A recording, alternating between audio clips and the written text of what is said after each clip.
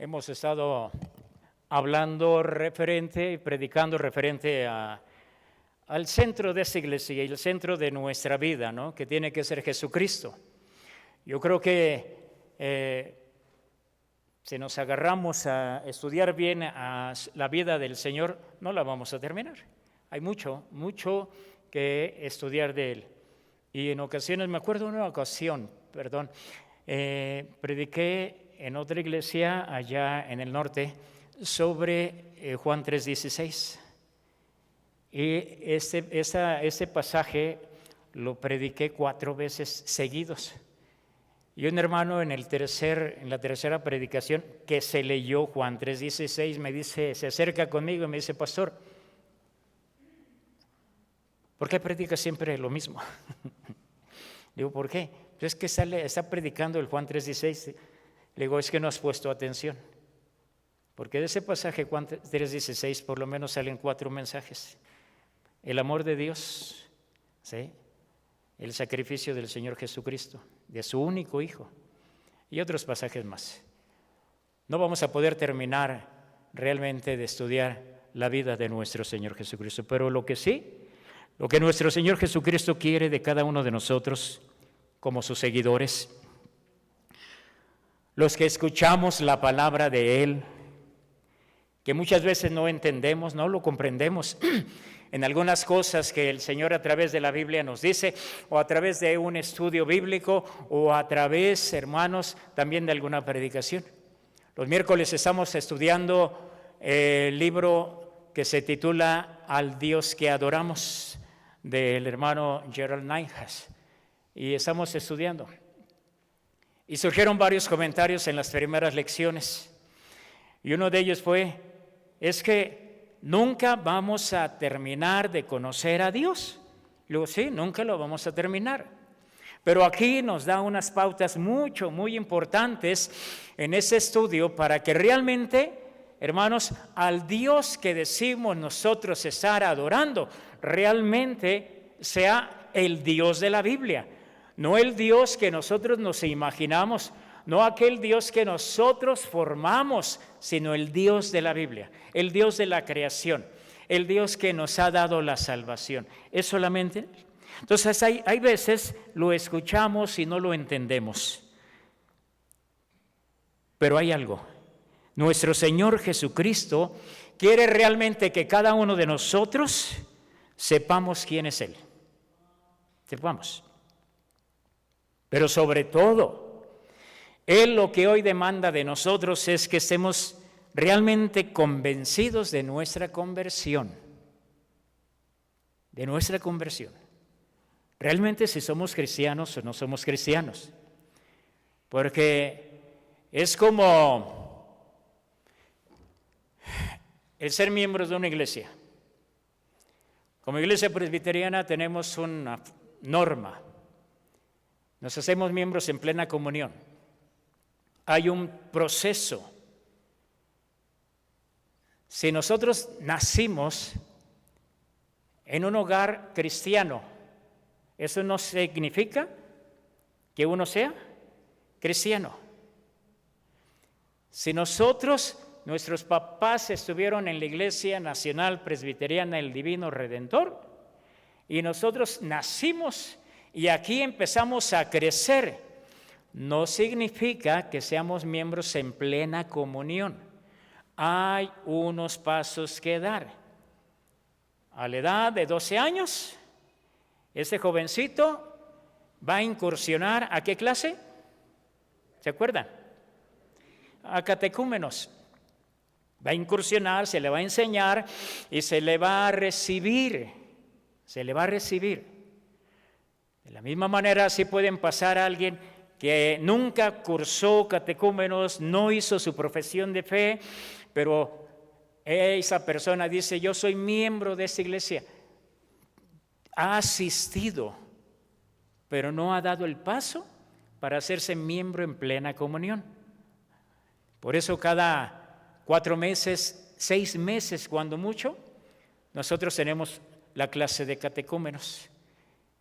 Dios quiere que también nosotros estemos convencidos de nuestra conversión, ¿Realmente somos cristianos? El pasaje aquel que debe de sembrar a muchos, donde dice el Señor, no todo el que me dice, Señor, Señor, entrará al reino de los cielos. En otras palabras, no todos los de otro templo, no todos los que se congregan en un templo evangélico y le dicen al Señor, Señor, Señor, no todos aquellos que predican, no todos aquellos que ofician, no todos aquellos que están en un cargo, no todos aquellos que pertenecemos, no todos son hijos de Dios. No todos, lo dice la Escritura.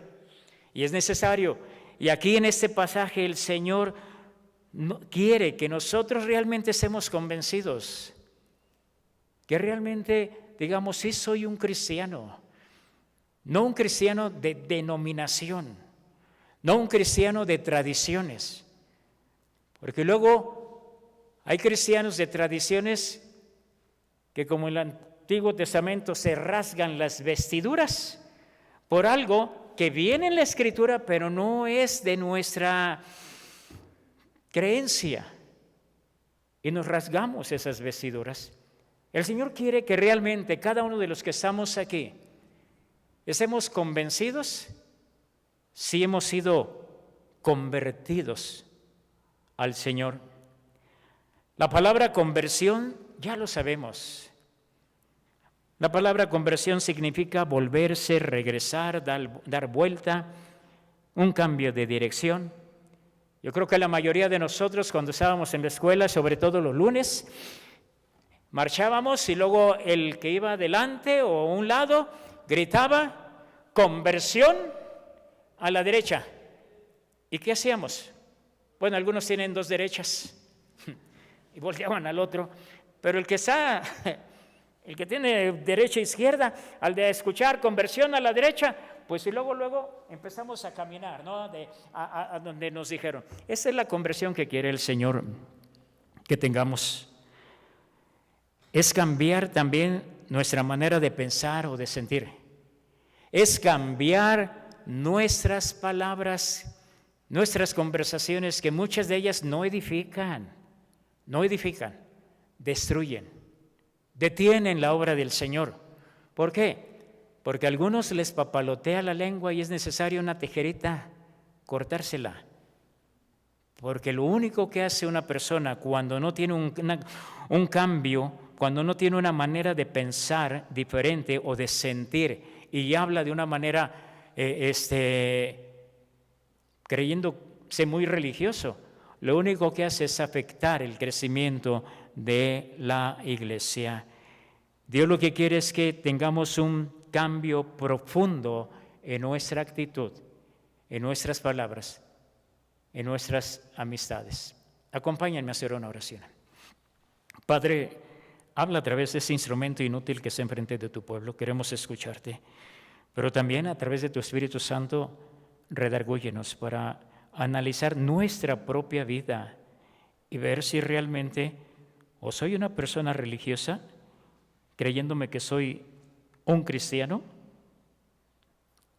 y no hay un cambio de vida. Ayúdame, Señor, a analizar mi propia vida en el nombre de Jesús. Amén. La conversión a nuestro Señor Jesucristo es un regalo. Es un regalo. Nadie de nosotros, ninguna persona nos vino y nos lo regaló. Una persona o nosotros mismos luchamos para obtener esa conversión, esa salvación que nos da solamente nuestro Señor Jesucristo.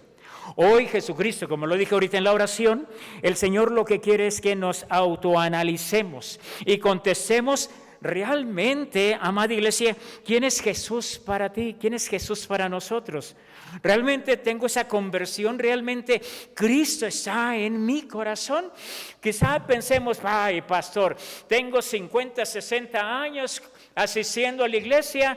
Sí, puedes tener 50, 60 años, pero sabes, pero probablemente no has nacido de nuevo. No has nacido de nuevo. El Hijo de Dios tiene frutos dignos de arrepentimiento. El Hijo de Dios tiene una forma diferente de pensar, de actuar, de vivir. La tiene. Y si me dicen, tengo 50, 60 años y no ha habido fruto, perdón que lo diga, a mí me daría pena decir eso. Tengo tantos años, pero ¿dónde están? ¿Dónde está el cambio? ¿Dónde está el encuentro personal con el Señor Jesucristo?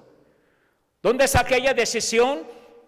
El decir, primero es mi Señor Jesucristo, voy a quedar bien con Él antes que con el mundo, antes que con cualquier otra persona. Llámese patrón, llámese jefe, lo que sea, pero primero es quedar bien con mi Señor, que he reconocido que Él es el que me ha salvado y voy a honrarlo a través de mi vida. Por eso la pregunta es, ¿quién es Jesús para ti? ¿Realmente has sido convertido? ¿Realmente eres parte de ese regalo del Señor, de la salvación que tú la has obtenido? Jesús quiere que te conviertas, que nos convirtamos, voy a ponerlo en general, de una manera real a Él. Que nuestra vida refleje que sí soy un cristiano. Que nuestra vida refleje que he conocido al Señor Jesucristo como el único y suficiente Salvador. Que en mis conversaciones, aún con la familia, con los hermanos en Cristo, reflejemos que no nada más estoy para hablar chismes, que no nada más estoy para hablar mal del prójimo, mal de la misma iglesia. El ser convertido, el realmente tener a Cristo en nuestro corazón y que el Espíritu Santo es el que nos está redarguyendo, es ahí donde nosotros debemos de saber si realmente hemos sido convertidos, si realmente el Señor nos ha regalado esa salvación. Fíjate lo que dice el versículo 13, vamos a leerlo todos juntos, este pasaje, este versículo. Todos juntos, dice la palabra del Señor, y por la mañana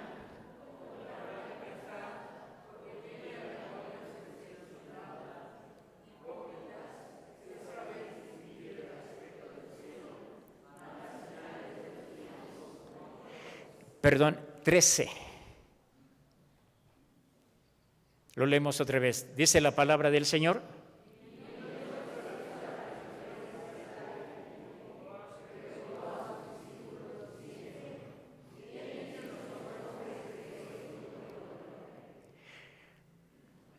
Y leamos también el 14 de una vez. Dice ese pasaje, ellos dijeron,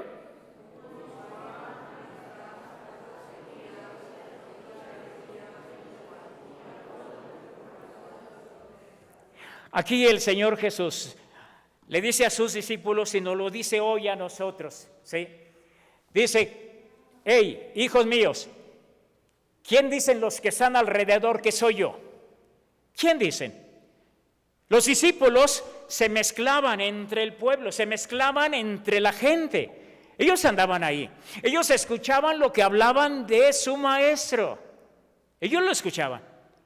Y había, siendo Jesucristo el Mesías, el Salvador, el mismo Dios trino y uno en la persona del Hijo, allí estaba. Ellos escuchaban que también hablaban mal de Él. Domingo pasado, antepasado, ¿qué decíamos? Los discípulos, los fariseos, ¿qué decían? Este está endemoniado, ¿sí? Era una de las conversaciones que le señalaban al Señor. Hablaban mal de Él. Dicen por ahí que no hablen mal de uno. También, ¿sí? Pero también los discípulos al andar metido entre la gente, entre el pueblo, ellos escuchaban que hablaban bien del Señor. Un gran maestro, un gran filósofo, una gran persona, una persona que tenía amor para con aquel que necesitaba un abrazo. Pero también ellos habían escuchado que dentro de ese pueblo había hombres y mujeres que decían, es Juan el Bautista. Para ese tiempo, Juan el Bautista ya estaba muerto. Y decían, ya resucitó y está en él, un hombre de Dios. Pero decían también, Señor, pero otros dicen que tú eres Elías, ese gran profeta, que también vino su espíritu y reencarnó en ti. Pero otros dicen que hay otro profeta más, Jeremías. que fue Jeremías, ese hombre que se le ha llamado también el profeta llorón, por Lamentaciones. Y dice que tú también eres Jeremías. Y ya para cortarle decían ellos, bueno, Señor, la gente dice que eres otro de los grandes profetas. Ese era el comentario que tenía el pueblo de Dios. Era el comentario que tenía la gente que habían escuchado que iba a venir un Mesías, pero ellos tenían un concepto diferente, que el Mesías que iba a llegar era para liberarlos de la esclavitud de Roma. Y lo tenían ahí. Muchos comentarios acerca de este hombre llamado Jesús. Pero el Señor ahora ya no les dice qué dicen los demás de mí. Versículo 15. Todos juntos, dice la palabra del Señor. Él les dijo.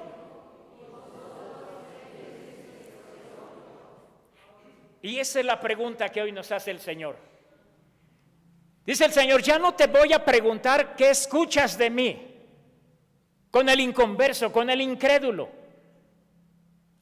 con el político, con el deportista. Yo ya no te voy a preguntar qué dicen de mí, qué concepto tienen de mí. Ahora el Señor se enfoca en cada uno de nosotros, de los que estamos aquí. Y dice aquí el mismo Señor Jesucristo. Ahora, tú, ¿quién dices que soy yo?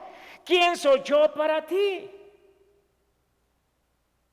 Y esa es la pregunta que el Señor quiere que hoy respondamos cada uno de nosotros. ¿Quién es el Señor? Es agradable pasajes de la Escritura. Mirad cuán bueno y delicioso es habitar los hermanos juntos en armonía. Yo me gozo con los que me dicen, a la casa de Jehová iremos. ¿Sí? Es hermoso. Pero el Señor, como también lo dice a través de su palabra, el pueblo, este pueblo, lo dijo allá en el Antiguo Testamento, no a nosotros.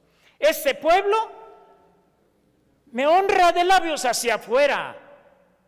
Me honra. Y por eso el Señor dice, ¿quién soy yo para ti? ¿Quién soy? ¿Realmente conocemos al Señor Jesús? La gente ya había visto, había escuchado, había visto los grandes milagros del Señor Jesús. Los discípulos habían estado con Él. Hoy nosotros también hemos visto las manifestaciones maravillosas de nuestro Señor Jesús. Imagínate cuando salieron de allá de Egipto, pleno desierto, van caminando en pleno desierto. Durante el día, el desierto, el sol tremendo, calcina. En la noche, un friazo. Nunca he estado en estos lugares, pero es lo que se dice. Imagínate el Señor, el pueblo de Dios caminando en pleno desierto durante el día. El amor de Dios era tanto que les mandó su presencia a través de esa nube. El pueblo veía la manifestación gloriosa del Señor, una nube que les refrescaba. Y por la noche el pueblo se dio cuenta de que ya pardeando, ya oscureciendo, se empezaba a formar esa columna de fuego, de fuego. Nosotros hemos visto maravillas de nuestro Dios. Hemos visto a nuestra petición, a nuestra carga, a nuestra enfermedad, le hemos puesto en las manos del Señor. Y hemos visto que el Señor ha respondido. Porque al final de nuestra petición, de nuestra oración, ¿qué hacemos? Y que decimos, Señor, no se haga mi voluntad, hágase la tuya. Y Él hace, aunque no se la pidas. Él va a hacer su propia voluntad, porque esa voluntad es buena, agradable y perfecta. Lo va a hacer. Pero ese pueblo veía las maravillas del Señor. Se encuentran con el mar enfrente de ellos. Y atrás, ¿quién venía? Faraón. De un lado y de otro lado era desierto. Y claman y empiezan a llorar. Y Moisés se acerca: Señor, ¿por qué nos trajiste acá? ¿Y cuál fue la respuesta del Señor? Oye, ¿por qué lloras? ¿Por qué clamas a mí? Di que marchen. E imagino a Moisés como diciendo: Señor, creo que no has visto. Creo, Señor, que no has visto lo que tenemos adelante. Es el mar, atrás viene Faraón y puro desierto. ¿A dónde quieres que marchemos? Adelante, sigue enfrente. Y ese hombre de Dios, el siervo de Dios, Moisés, decidió obedecerlo. Sabemos la historia. A lo que voy, el pueblo de Dios vio grandes maravillas. Y el pueblo de Dios, después de ver una y otra maravilla, tienen hambre, en maná, queremos carne, las codornices. Tengo sed, en una piedra te voy a dar agua. Vieron al Señor, pero constantemente murmuraban.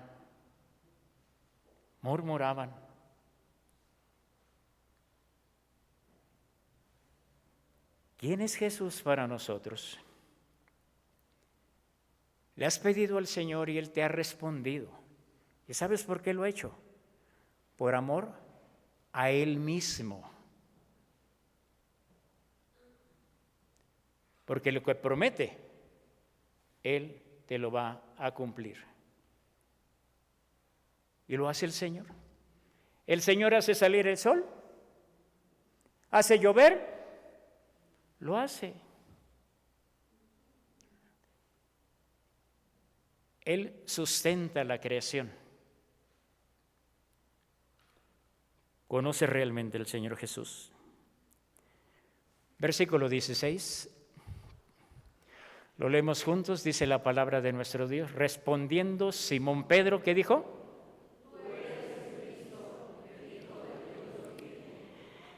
Aquí, esa respuesta de Pedro significa que él reconoció a Jesús como el Mesías, el Salvador, como el Mesías que había sido prometido allá en Génesis. Él lo reconocía, y cuando él dice: tú eres el Hijo del Dios viviente, él está diciendo, en otras palabras, que Jesús era Dios mismo hecho hombre, que había venido para salvar a los pecadores. Esa fue la respuesta de Pedro. Pedro en verdad se había convertido al cristianismo. Pedro en verdad había entendido, y al ver al Señor Jesucristo, él dijo: tú eres el Salvador, tú eres el Mesías, tú eres el que vienes a rescatarnos, tú eres. Pedro fue realmente convertido. Pero mira lo que dice el versículo 17. Lo leemos juntos, dice la palabra del Señor. Entonces se le respondió Jesús: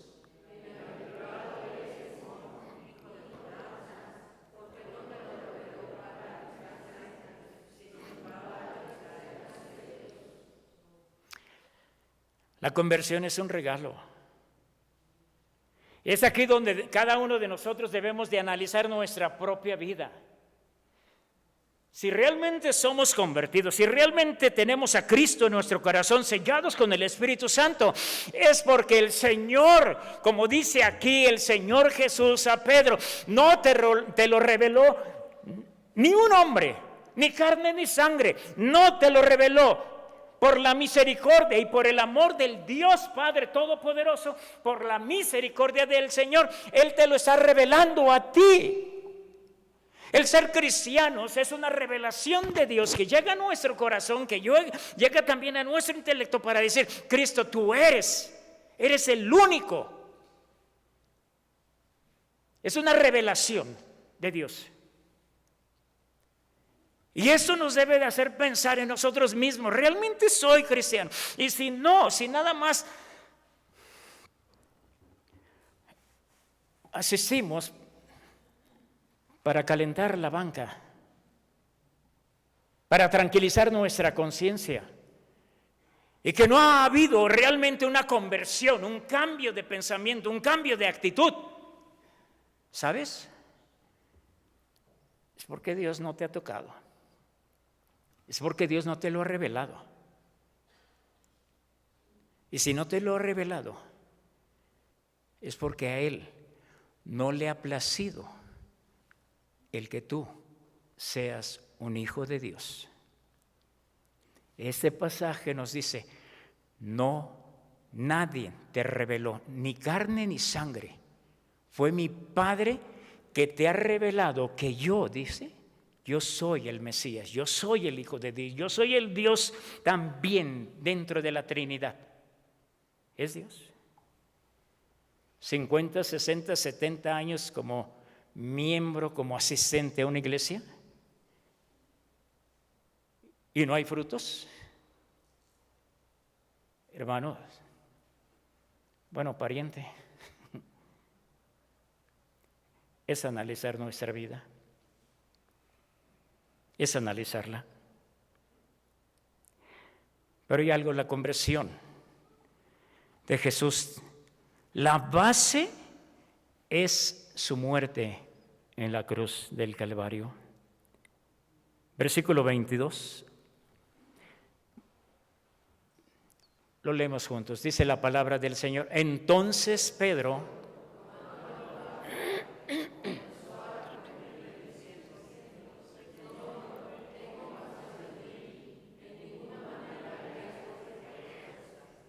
una de las cosas que Pedro tenía que entender es que Jesús tenía que morir. Tenía que morir.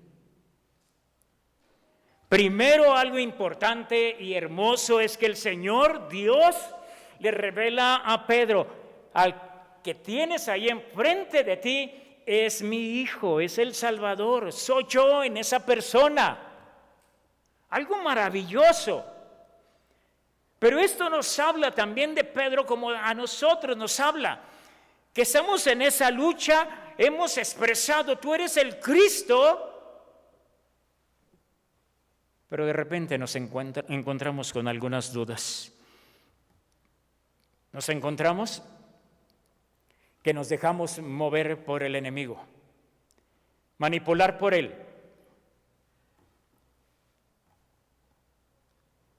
Pedro no entendía que era necesario.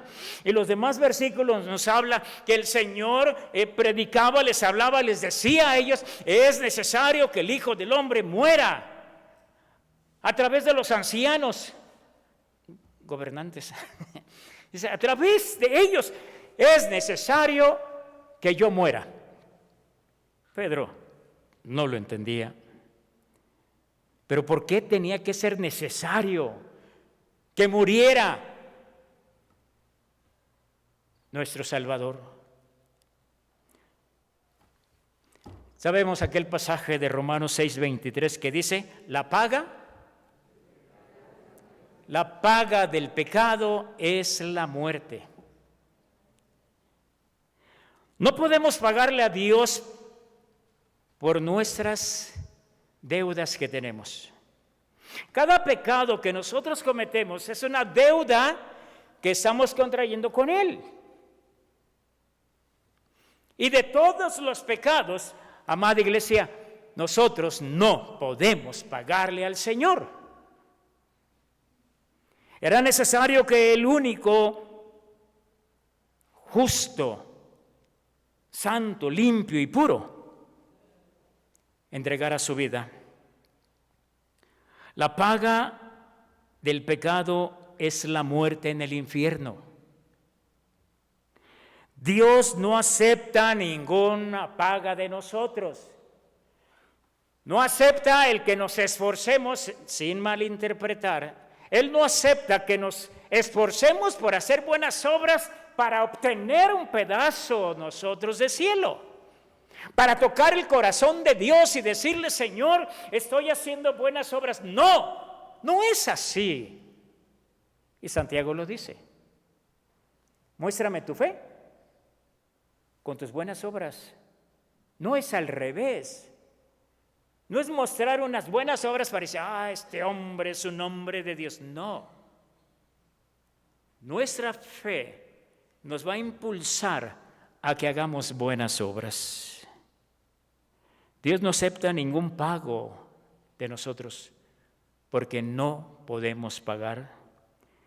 Solo hay un solo pago que el Señor acepta y aceptó: el sacrificio de su unigénito, de su único Hijo. Acepta este sacrificio, nada más. ¿Alguien tuvo que pagar a Dios?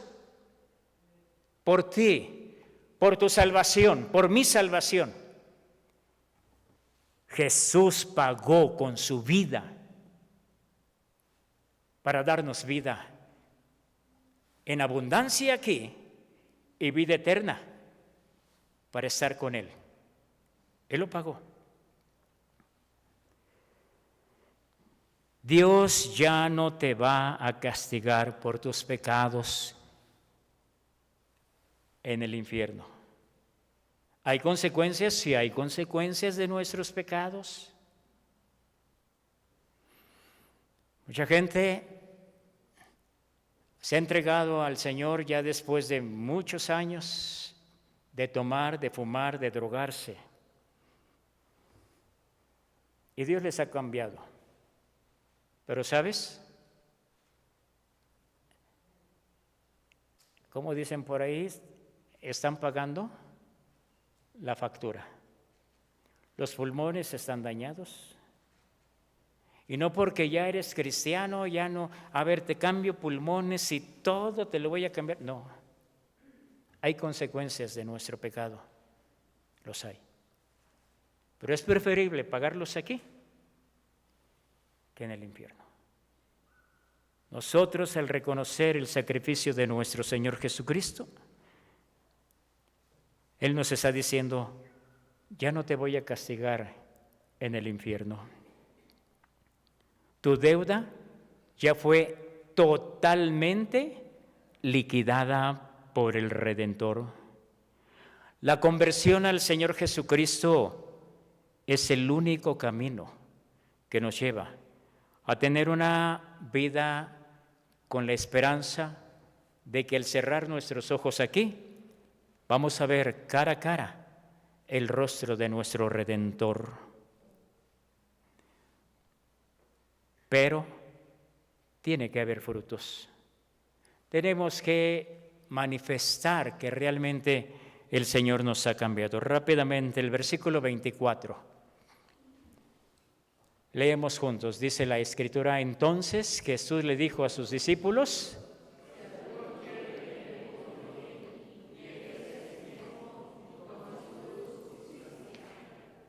cuando tenemos esa conversión, mis amados hermanos y hermanas, tenemos una autoridad sobre nuestra vida. Ya no vivimos nosotros. Es negarnos a nosotros mismos, es tomar nuestra cruz, es seguir al Señor Jesús. Pero fíjate que lo que dice el versículo 25 también, lo leemos juntos, dice: porque todo...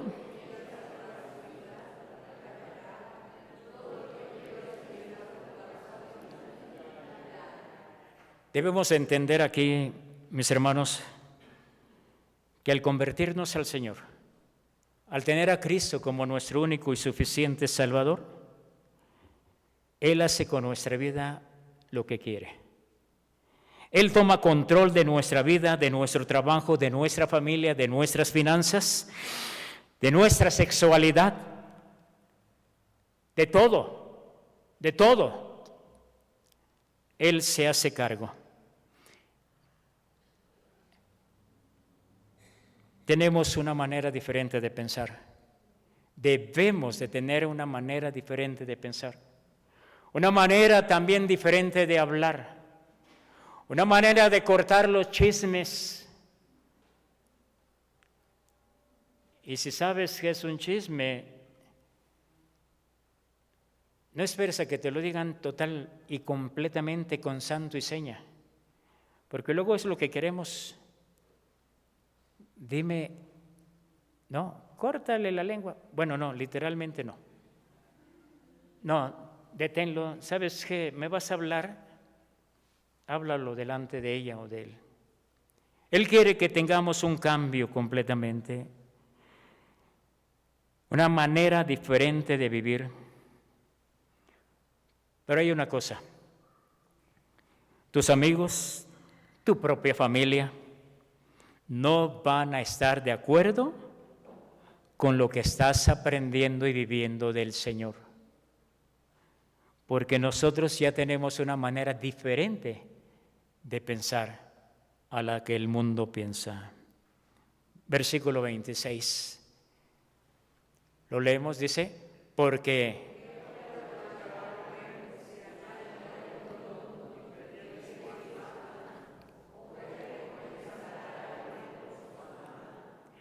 en otras palabras, el Señor Jesús nos dice hoy, vale la pena que me sigas, vale la pena. Aquí todo es momentáneo, es efímero. Los años de vida del hombre son 70 y en los más robustos, y con todo, es aflicción. Vale la pena que me sigas porque vas a vivir eternamente. Y al decir eternamente vas a vivir sin enfermedades, sin problemas, sin necesidad. El Señor con ese pasaje nos está diciendo, yo te doy la vida eterna. Yo ya pagué por ti. Pero ¿cuál es nuestra respuesta a la pregunta que hace el Señor Jesús a sus discípulos y a nosotros? ¿Y tú? ¿Quién dices que soy? ¿Vamos a responder como Pedro? Con convicción, no nada más intelectualmente, con la convicción de responder, tú eres el Cristo, el Hijo del Dios viviente. Padre, en el nombre de Jesucristo te agradecemos por tu paciencia con nosotros. Señor, tú conoces el corazón solamente, aún las intenciones de Él. Y sabes de los que estamos aquí, cuántos realmente somos convertidos, cuántos realmente somos tus seguidores. Hemos fallado, hemos tropezado, pero reconocemos que sin ti no podemos seguir adelante. Hoy te decimos, tú eres el Cristo, el Hijo del Dios viviente. Amén.